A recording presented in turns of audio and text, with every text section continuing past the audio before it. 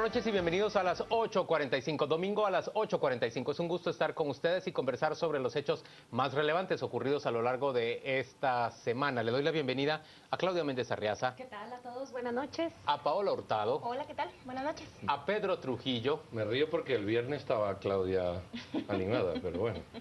Hoy O aburrida, ya no sé. Hoy está más animada todavía el día domingo. Bien, ¿no? Sí, hombre. Con una fotografía, montaje que nos hiciste reír y por lo menos desaburrirnos un poquito. Señores, y le damos la bienvenida, nos acompaña desde Bogotá, Colombia, nuestro colega Carlos Eduardo Huertas. Carlos Eduardo dirige la entidad Conectas, que es una iniciativa periodística sin fines de lucro que promueve la producción y la difusión de información en temas clave para el desarrollo de las Américas. Y tema clave esta semana en nuestro hemisferio ha sido, no solo en nuestro hemisferio, en el mundo entero, pero en nuestro hemisferio especialmente, ha sido la difusión de los Panama Papers, esa gran cantidad de documentos que han revelado la creación de una gran cantidad también de sociedades inscritas en Panamá y que sirven en muchos casos para ocultar patrimonio y para evadir impuestos. Arrancamos con la conversación con Carlos Eduardo Huertas, quien al frente de Conectas ha coordinado desde Colombia la investigación en aquel país y ha hecho también parte de la labor de los temas referentes a Colombia en Panamá. Bienvenido, Carlos Eduardo, y Claudia tiene la primera pregunta para ti. Y Carlos, lo que queremos escuchar es la voz de un testigo que está desde que esto empieza hasta que se publica. Cuéntanos cómo se origina esto, cuáles son los retos editoriales que se plantean y los obstáculos investigativos como periodistas que enfrentan en el consorcio de periodistas de investigación. Bueno, un gusto saludar a los amigos de Guatemala y de verdad me siento muy honrado de poder participar en este programa. Esta investigación comienza hace cerca de un año. Un par de colegas de Alemania, del Süddeutsche Zeitung, que es el principal medio de este país, reciben una filtración de información y al comenzar a analizarla ellos encuentran pues que sobrepasa la capacidad de ellos y que fuera de eso tiene conexiones con diferentes partes del mundo. Es así como contactan al Consorcio de Periodistas de Investigación, que es una organización que ha desarrollado varias fortalezas. Una de ellas es el manejo de grandes volúmenes de información, porque toda esta información viene encriptada en diferentes claves, en diferentes códigos y requiere un procesamiento para poderla hacer legible y empezar a investigar dentro de ella. La segunda fortaleza que tiene el consorcio es la capacidad de trabajar en alianzas y en trabajos colaborativos a lo largo del mundo, y es de esta forma que logramos participar un centenar de plataformas y medios de diferente naturaleza en el mundo, un grupo de más de 300 periodistas que en algún momento habían 25 lenguas cruzadas y aún así se logró manejar un trabajo durante un año con alto profesionalismo y gran confidencialidad. Y la tercera fortaleza del consorcio es la capacidad que tiene para manejar temas con alcance transnacional, como evidentemente es este tipo de trabajos. Y es una buena pregunta la que me haces, Claudia, porque el tema de Panama Papers es un problema más allá de las personas, es un problema que refleja las fallas de un sistema, y es un sistema que saben usar muy bien los poderosos para evadir controles. Panama Papers no solamente en esa lógica era un reto investigativo en encontrar la información, sino también es un reto en el criterio editorial con que se abordan estos contenidos, porque está claro que no todo el que tiene una cuenta offshore está cometiendo una situación ilegal. Dependiendo del país en el que se encuentre, en el caso colombiano al menos, solamente es ilegal si el origen de los recursos es ilícito o si estas transacciones no se reportan ante las autoridades. Entonces, de ahí que es muy importante, como hemos buscado hacerlo en Conectas, al ser responsables en separar las informaciones, que tengan situaciones en las cuales se sospechan de irregularidades a las que no tienen irregularidades, ¿sí? el criterio, por ejemplo, en nuestro caso, en el caso de Conectas, ha obedecido a 3 motivos para poder publicar nombres. El primero, cuando se trata de personajes con responsabilidades públicas. El segundo, cuando se trata de personas que han tenido responsabilidades públicas y que probablemente ahora no las tengas. Y la tercera es cuando son personas en el sector privado que están con una cercanía muy particular con tomadores de decisiones en el alto gobierno. Y es así, por ejemplo, como nosotros hemos llegado a liberar cerca de 22 nombres, haciendo un símil, por ejemplo, The Guardian ha divulgado solamente 26. Yo creo que todos estamos haciendo el mismo ejercicio de responsabilidad, a ser cientos de nombres los que hemos encontrado. En el caso de Colombia, más de 800 nombres participando de estos esquemas. A todas las personas de las que estamos analizando sus casos, los estamos mirando con el mismo lente, su información se ha manejado con la misma responsabilidad y solamente hemos publicado la información que hemos podido contrastar con los dueños de las empresas. Esa ha sido la aproximación desde el punto de vista periodístico a la historia. Cuando se habla de 11 millones de documentos, Carlos Eduardo, que por la capacidad técnica y humana es notorio que no se pudieron evaluar todos, ¿en qué momento decide el consorcio que es el momento de publicar, de divulgar esta información y que es sólido y que es justificable lo que ustedes van a difundir? ¿Hasta cuánto tiempo en general les tomó y cuándo toman esa decisión sabiendo que no han podido agotar la revisión de todo?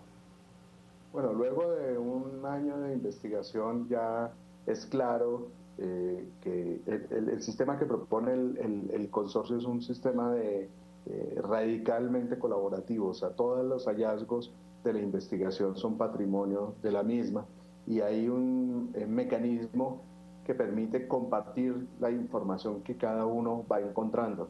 Y en esa manera pues se va identificando que la investigación va llegando a un punto maduro y obviamente uno de los retos que está por delante es ver cómo se maneja el resto de la información para que la sociedad y otros colegas tengan posibilidad de contrastarla y enriquecer las lecturas que hay al respecto. Carlos, yo quisiera hacerte una pregunta de la génesis. He podido leer en algún medio que, a fin de cuentas, esto fue financiado por Estados Unidos.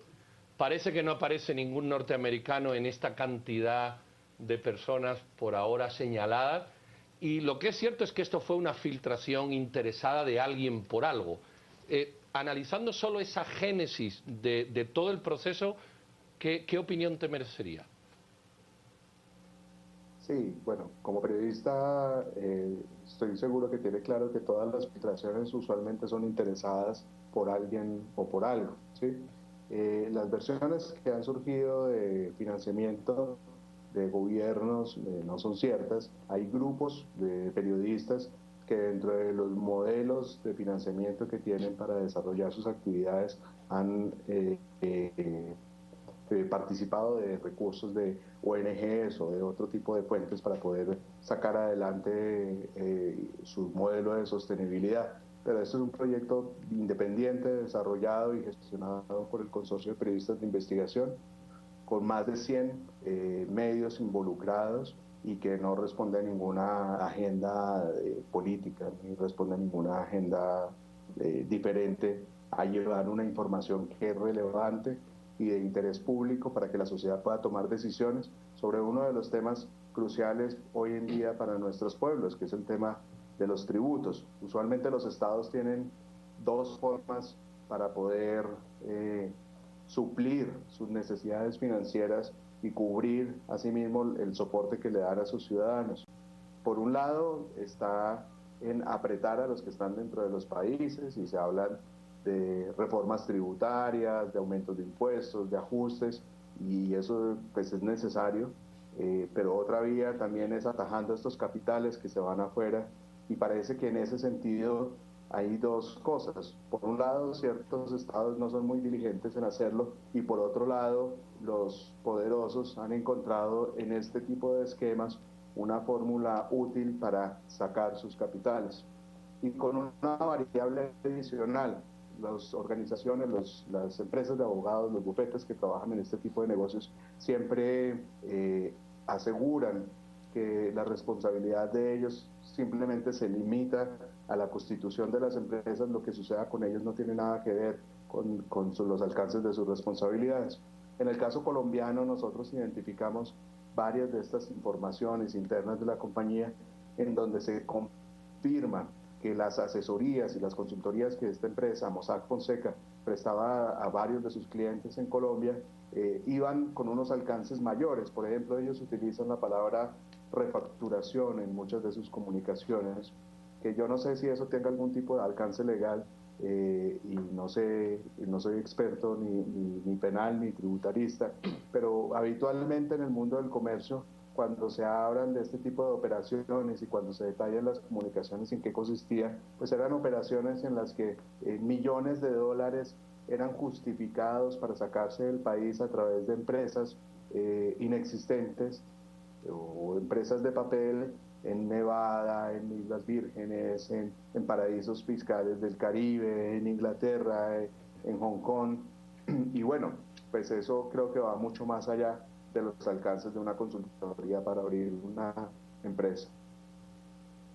Carlos Eduardo, nos dices que es más importante percatarnos, alcanzar a entender que este es un sistema, la forma en que está funcionando este sistema para evadir regulaciones, es más importante que señalar o subrayar simplemente a las personas que lo protagonizan. Pero una acción tan relevante de más de 300 periodistas alrededor del globo, que ha provocado ya la dimisión del primer ministro de Islandia, que le fuerza a muchas autoridades judiciales a iniciar procesos o al menos investigaciones en sus respectivos países. ¿Realmente podemos aspirar a que tenga el poder de influir en un cambio, en una mejora, para impedir que esos grandes capitales evadan las regulaciones? Te doy dos ejemplos. Una de las primeras publicaciones que hicimos nosotros tiene que ver con la relación entre Colombia y Panamá. Entre los dos países ha existido una fuerte tensión diplomática desde hace 2 años. Pues Colombia en ese momento, a finales del 2014, decidió declarar a Panamá paraíso fiscal, que esto traduce que todo aquel que tenga transacciones o operaciones con este país tiene una carga tributaria tan alta que desestimula cualquier operación con ese lugar, a menos de que sea una actividad ilegal. Esa medida en su momento Colombia solamente la pudo soportar un par de semanas, porque la diplomacia panameña fue muy efectiva y por otro lado los empresarios de grandes grupos económicos en Colombia ejercieron mucha presión sobre el gobierno Santos. Él tuvo que echarse para atrás, nombraron una comisión que iba a estudiar el tema. A esta comisión se le dieron un plazo y se le vinieron dando prórrogas, y nosotros lo que pudimos investigar desde Conectas es que esa comisión para todo fin práctico estaba muerta. Y estaba muerta porque cada uno de los dos bandos habían llegado a lo que ellos denominan sus líneas rojas, y en particular por un punto que a nosotros nos llamó la atención, y es que del lado panameño, quienes estaban en la mesa de negociación, hay varias personas involucradas en el negocio de las offshore hasta la coronilla. Así sucede con el vicecanciller, que en esta semana ha estado como canciller encargado. Así ha sucedido con el alto asesor presidencial para este tipo de temas. Y bueno, eso nos parece que es una revelación interesante porque pues obviamente hay un debate del impacto que esto puede tener sobre el país como Panamá, pero la inquietud es si estas personas están realmente en función de defensa de los intereses en general del pueblo panameño y de lo que esto significa en el contexto global, o en función de sus intereses como abogados y partícipes de estas empresas. Yo creo que sí hay cambios. Una persona la semana pasada estaba contemplando este tipo de fórmulas para encontrar una salida de, entre comillas, eficiencia tributaria. Yo creo que hoy lo está pensando, ¿sí? Y lo que va a suceder entre Colombia y Panamá, pues hay que esperar el próximo 13 de abril, o sea, la próxima semana. Hay una nueva reunión, el ministro de Hacienda de Colombia ya anunció que si no llegaban a un acuerdo, se levantaban de la mesa y volvían a imponer medidas. Entonces, son procesos que se están dando y el siguiente paso de una investigación como esta ya no está en el periodismo, está en lo que puedan hacer las autoridades en cada país y por supuesto la sociedad. Carlos, y en ese sentido ha respondido Panamá con la creación también de una comisión independiente para analizar qué es necesario, ha dicho el presidente, para mejorar y reforzar tanto el sistema financiero, pero también el legal. Se está fijando en el oficio de los abogados. Una de las últimas preguntas que quisiéramos plantear acá es un hecho que ha provocado sorpresa a los guatemaltecos. Nos encontramos en el 6º lugar en proveeduría de clientes para la firma Mossack Fonseca. Tú has trabajado en la región centroamericana y además en la latinoamericana. ¿Nos puedes decir qué significa que un país, una economía como la guatemalteca, se encuentre en esta pequeña oficina proveyendo a buena parte de los clientes que llegaban hasta allá? Bueno, no tengo cómo decir que esos capitales sean ilegales, ¿sí? Pero sí demuestra que un gran grupo de personas, o por lo menos con una capacidad importante, está interesada en llevar sus fortunas a otros lugares. El gran secreto que se revela, el primer gran secreto que se revela con esta investigación son los verdaderos dueños de las empresas. Ese es el secreto mejor guardado de Panamá hasta ahora con Panama Papers, porque el sistema legal, el sistema jurídico, el sistema contable de este país ha permitido durante años construir unas fortalezas de acero en torno a quiénes son los verdaderos propietarios de las empresas. Esto ha servido para múltiples cosas. Por un lado, en temas de seguridad, mucha gente puede argumentar, no, en nuestro país somos vulnerables y la gente sabe que esta gran cantidad de bienes están a nuestro nombre, entonces consolidamos esta empresa para proteger nuestro capital, eso es legítimo. Una de las razones por las que hemos encontrado mucha gente abre este tipo de sociedades es para evitar problemas con su patrimonio a la hora de una disolución de una relación conyugal o si llegan a tener hijos fuera del matrimonio, lo que hacen es crear este tipo de esquemas, evitando por esa vía que la gente pueda tener los conocimientos de ley, pero lo cierto es que muchas de estas sociedades también se constituyen en función de no pagar impuestos, en función de esconder capitales de origen ilícito. Y bueno, en Guatemala, a juzgar por los hechos recientes y que son conocidos mundialmente, parece que ha habido algo de eso en los últimos años y seguramente algunas de estas empresas podrían tener relación con lo que está sucediendo en Panamá. Carlos Eduardo, ya no hay tiempo, pero si nos pudieras brevemente explicar, personajes como el presidente argentino Macri o el escritor Vargas Llosa han salido a decir que no, que ellos no son los propietarios, en el caso del presidente, que es su papá, y en el caso del escritor, que es su asesor. ¿Qué tan voluble es la investigación a que lo desmientan y que tengan que retractarse los medios que la han publicado? Sí, el punto de freno de la investigación es que en la mayoría de los países existe reserva tributaria. Es el caso que nosotros, el caso de nosotros en Colombia tenemos esa regulación, que es una regulación que se comprende, digamos, en términos de derecho de la privacidad y de la intimidad de las personas. Y nosotros por eso estamos solamente publicando nombres de las personas con las que hemos logrado contrastar y dentro de las categorías que hablamos, y ahí hemos encontrado un patrón común. Todos nos dicen que en efecto han declarado estas sociedades, cosa que no podemos confirmar ni desmentir. Y segundo, gran parte de ellos dicen, no, fue una sociedad que armamos en un momento, pero nunca la utilizamos para nada. Y es muy llamativo que un grupo de más de 20 personas tengan una respuesta similar.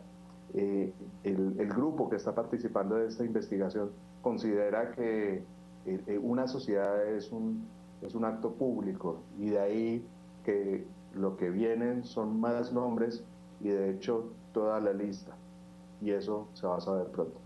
Carlos Eduardo, gracias por acompañarnos. Carlos Eduardo Huertas, de la organización Conectas, una plataforma periodística para las Américas. Nos ha hablado desde Bogotá, Colombia. Conectas ha coordinado el trabajo, la porción colombiana de investigación en el caso de Panama Papers. Vamos a una pausa comercial, volvemos dentro de muy poco para sostener la discusión en torno a este tema que ha dominado en buena medida la agenda periodística y la agenda noticiosa en todo el mundo, no solo en Guatemala o en las Américas.